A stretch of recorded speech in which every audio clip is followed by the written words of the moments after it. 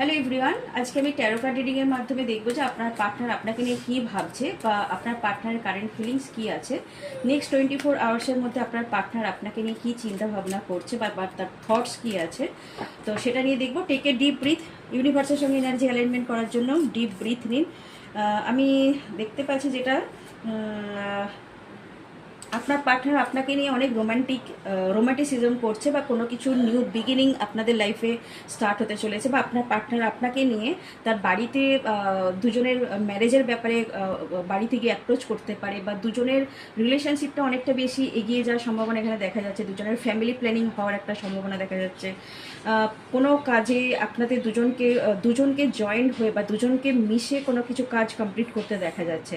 কোনো কিছু অনুষ্ঠান বা কোনো কিছুতে সেলিব্রেশন করতে দেখা যাচ্ছে আপনার পার্টনারকে, বা আপনাকে দুজনকে অনেক বেশি টাইম স্পেন্ড করতে দেখা যাচ্ছে।